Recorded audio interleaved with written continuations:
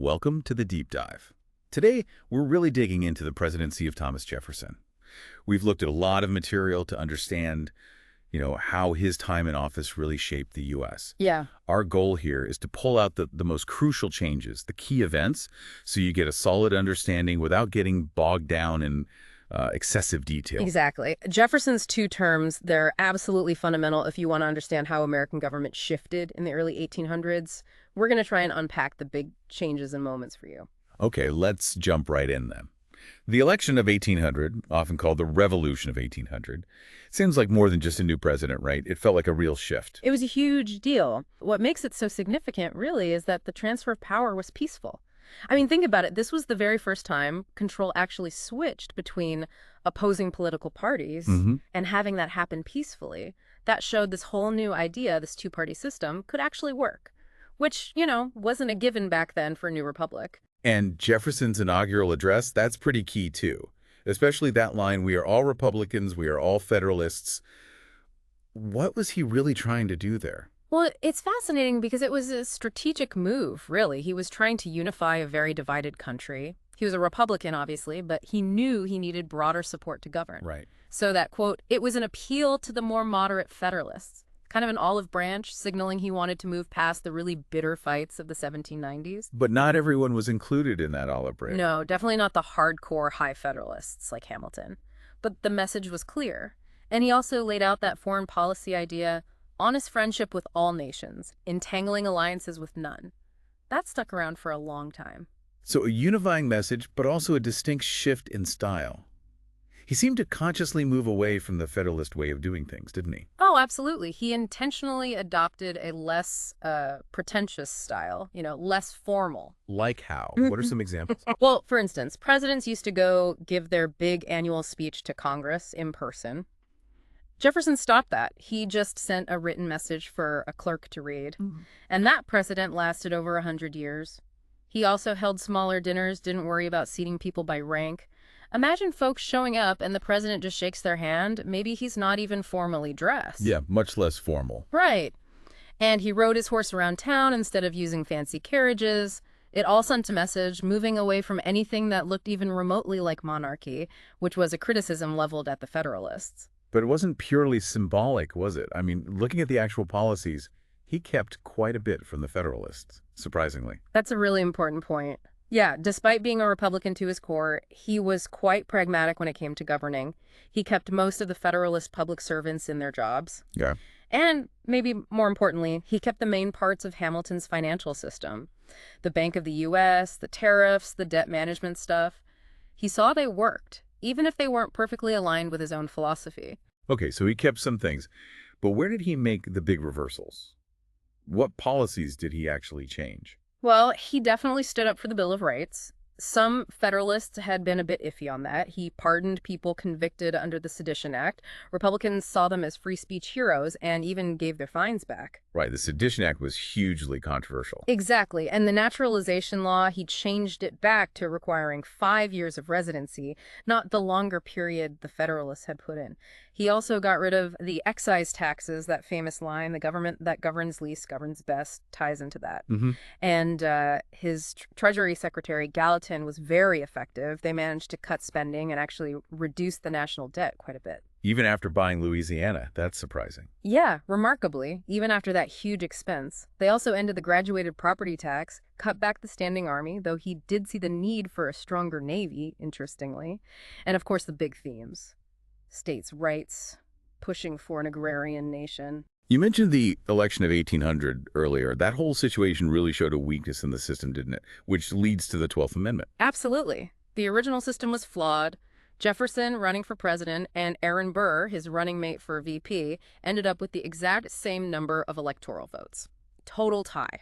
So it went to the House. Right. The House had to decide. The 12th Amendment, ratified in 1804, fixed that. It made electors cast separate votes for president and vice president. No more confusion. And that 1800 House vote, the Federalists played a role there, didn't they? And Hamilton. Yes, Federalist influence was key. And Hamilton, despite his differences with Jefferson, played a part in ensuring Jefferson won over Burr. That whole affair really poisoned the relationship between Jefferson and Burr. Speaking of Federalist influence sticking around, John Marshall and the Supreme Court, That's a huge part of this era. Oh, absolutely pivotal for understanding how American government developed. Just before leaving office, the Federalists passed the Judiciary Act of 1801. It created a bunch of new judge The same positions. night judges. Exactly. Republicans saw it as the Federalists trying to pack the courts with their guys for life terms, to keep their influence going. So Jefferson wasn't happy. Not at all. He told his Secretary of State, James Madison, not to deliver some of the commissions for these judges. And that led straight to the massive Supreme Court case, Marbury v. Madison, in 1803. And Marshall, the Chief Justice, he was a Federalist. A staunch Federalist, appointed by Adams. In Marbury, Marshall did something incredibly clever. He dismissed Marbury's case, the guy suing for his commission on a technicality, so he avoided a direct fight with Jefferson. Right. But in doing so, he established the principle of judicial review, the power of the Supreme Court to say whether laws passed by Congress or actions by the president are actually constitutional. He declared part of an earlier law, the Judiciary Act of 1789, unconstitutional. Oh, wow. So he sort of lost the battle but won the war for judicial power. Pretty much. It was a huge expansion of the court's power, and it really ran counter to Jefferson's earlier ideas about states having the right to judge constitutionality, like in the Kentucky resolutions. And Jefferson tried to push back against this Federalist judiciary. He certainly did. He backed the impeachment of Samuel Chase, who was a very openly partisan Federalist judge on the Supreme Court. The House impeached him in 1804. But he wasn't removed, right? No, the Senate acquitted him in 1805. They decided his actions, while maybe biased, didn't rise to the level of high crimes and misdemeanors needed for removal under the Constitution. What was the significance of that acquittal?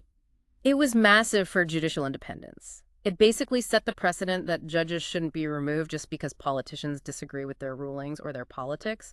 Impeachment was for serious offenses, not just partisan fights. Okay, shifting gears a bit to foreign policy. Jefferson had his hands full there too, right? Like the Tripolitan War. Yeah. You don't always hear as much about that one.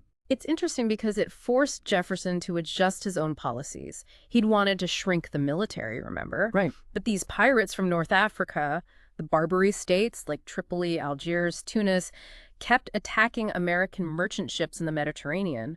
They'd been demanding tribute, basically protection money, for years. And the U.S. had been paying. The Federalists had paid some, yeah. But in 1801, the Pasha of Tripoli basically declared war because he wanted more money. Jefferson decided, fighting might actually be cheaper in the long run than paying endless bribes. So he sent the Navy. He sent the small U.S. Navy over there. Stephen Decatur was one of the well-known commanders. They fought for about 4 years off the shores of Tripoli, as the Marine hymn says. And they won. They reached a peace treaty in 1805, but honestly, problems with Barbary pirates didn't completely end until after the War of 1812. And this is also when Jefferson authorized building those small gunboats, the Mosquito Fleet. Which didn't work out so well later. No, they were okay for coastal defense maybe, but pretty useless in major sea battles. Okay, now, the big one. Arguably the most defining event of his presidency. The Louisiana Purchase. Just completely changed the map. Absolutely transformative. You have to remember the context. France, under Napoleon, got this huge Louisiana territory back from Spain around 1800. Mm-hmm. Then they closed the port of New Orleans to American shipping. Which was a disaster for American trade. Huge problem. All the goods coming down the Mississippi had nowhere to go. So Jefferson sent James Monroe to Paris to help Robert Livingston. Their initial goal, just bind New Orleans, maybe West Florida, for up to $10 million. It's just New Orleans. Right. They were even told to consider an alliance with Britain if France refused. But Napoleon had other problems. He'd lost tons of soldiers trying to suppress the Haitian Revolution led by Toussaint Louverture. Mm-hmm. And he needed money because war with Britain was heating up again. So out of the blue, he offers to sell the entire Louisiana territory. And the price, that was incredible. Unbelievably low. $15 million for the whole thing. Doubled the size of the U.S. overnight. Works out to something like 3 cents an acre. Wow. But this created a problem for Jefferson himself, didn't it, constitutionally? Oh, a huge internal conflict. Jefferson believed in strict construction. The government only had powers explicitly listed in the Constitution, and nowhere did it say the president could just buy a massive foreign territory by treaty. So what did he do? He actually thought about trying to pass a constitutional amendment after the fact to make it okay.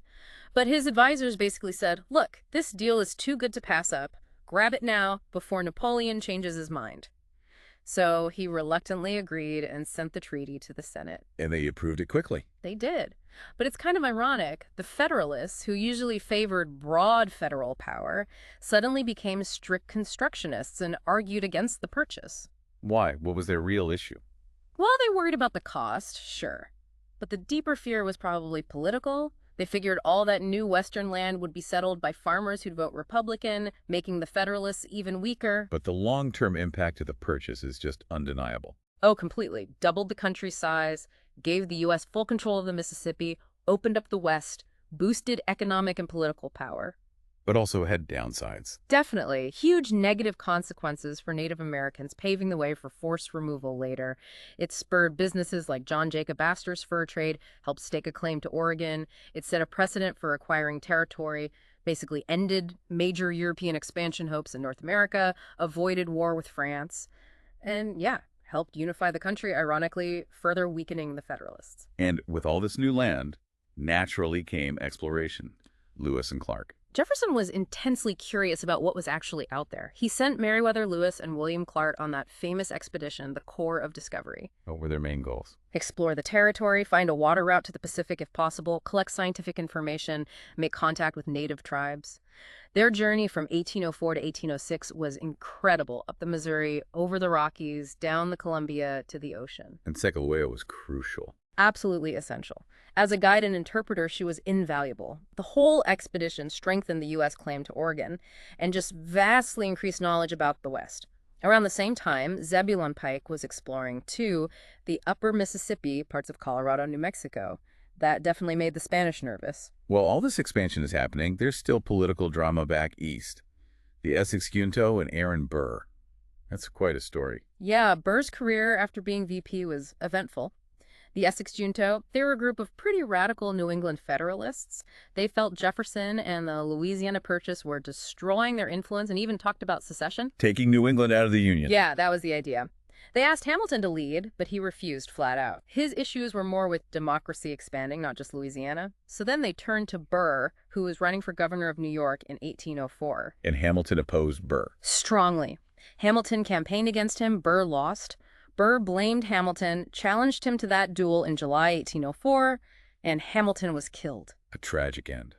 But Burr wasn't done, was he? The Burr conspiracy. Not even close. That's a murky one. The plan seems to have been maybe separating the Western territories from the U.S., maybe grabbing Spanish land, maybe even Mexico. It's not entirely clear. Who was involved? He got James Wilkinson, who was governor of the Louisiana Territory, involved initially, but Wilkinson then turned on Burr and told Jefferson about the plot. Burr got arrested for treason in 1806. And Marshall presided over the trial. Yes, Chief Justice Marshall again. But proving treason under the Constitution is really hard. You need 2 witnesses to the same overt act. The prosecution couldn't produce that, so Burr was acquitted in 1807. Despite all that drama, Jefferson won re-election easily in 1804, right? Mm-hmm. His first term must have seemed pretty successful to most people. Oh, it was a landslide. He'd kept the peace, doubled the country's size, seemed to be governing according to his limited government principles. People were generally happy, and the Federalists were really fading. But the second term, it sounds like things got trickier. The Yazoo land controversy, for example. That caused problems within his own party. Yeah, the Yazoo issue was messy. It started before Jefferson, with Georgia selling huge tracts of land super cheap to companies that had bribed the state legislature. Then innocent people bought land from those companies. So what was the fight about? Jefferson and Madison wanted to compensate the later buyers, the ones who bought in good faith. But a group of Republicans, led by the very fiery John Randolph, they called themselves Quids, strongly opposed it. They saw it as rewarding the original fraud. So infighting among Republicans. Big time. It created real splits in the party and made Jefferson's second term more difficult. Randolph even brought up Yazoo during the Chase impeachment trial, swaying some votes against removal. And then, the biggest headache of the second term seems to be the Napoleonic Wars constantly messing with American shipping, caught between Britain and France. Constantly. Britain ruled the seas, Napoleon ruled the land. Both were trying to stop the U.S. from trading with the other. Britain started seizing American ships heading to France. And Napoleon retaliated. Yep, with his Berlin Decree basically blockading Britain. Britain hit back with the Orders in Council. Any neutral ship had to stop in Britain first and pay duties. Then Napoleon issued the Milan Decree. Any ship that obeyed the British orders would be seized by France. A total mess for American merchants. Complete nightmare. And on top of all that, the British were still doing impressment, grabbing sailors off American ships, claiming they were British deserters, and forcing them into the Royal Navy. Which led to the Chesapeake Leopard affair. Right, 1807. A British warship, the Leopard, fired on the American frigate Chesapeake right off the U.S. coast because the Chesapeake refused to be searched for deserters. Americans were killed and wounded. People were absolutely outraged. War seemed imminent. How did Jefferson respond? He ordered British warships out of U.S. waters, got the militias ready, but he wanted to avoid war if possible, which led him to the Embargo Act. Ah, the embargo. Highly controversial and ultimately a failure, right? What was he thinking? The idea, his main goal, was economic coercion. Stop all American exports, hurt Britain and France economically so badly they'd be forced to respect U.S. neutral rights. Peaceable coercion, he hoped. But he had to stretch the Constitution a bit to justify it. Yeah, arguing the power to regulate commerce also meant the power to stop commerce entirely. That's a pretty broad interpretation for a strict constructionist. And the impact on the U.S. Devastating. Exports just collapsed. It hit New England's ports hard, but also the South and West who couldn't sell their crops. Honestly, the embargo probably hurt the U.S. economy more than anything Britain or France were doing. People must have hated it. Oh, yeah. Smuggling became widespread, especially over the Canadian border. The government had to pass really tough enforcement laws, which felt oppressive and even led to more secession talk in New England. So diplomatically, it achieved nothing. Pretty much nothing. We overestimated how much Britain needed our trade. It wasn't in place long enough, wasn't enforced well enough. It just cost the U.S. a fortune, made relations worse, and the Federalists actually gained some ground because of its unpopularity. When was it repealed? Right at the very end of Jefferson's term, March 1809, replaced by the Non-Intercourse Act, which only banned trade with Britain and France specifically. Any upsides to the embargo at all? Oh, maybe one unintended consequence. With foreign goods cut off, it did force American manufacturing, especially in New England, to grow and become more self-reliant. A little bit of an ironic silver lining. And another irony, Britain actually did repeal its orders in council eventually, didn't they? Yeah, just days before the U.S. declared war in 1812. Terrible timing. If communication had been faster, maybe. Well, who knows? The embargo's unpopularity definitely hurt the Republicans in the 1808 election, though Madison still won. So looking back at Jefferson's entire presidency, the 8 years, what are the big takeaways, the lasting legacies? Well, expansion is obviously huge.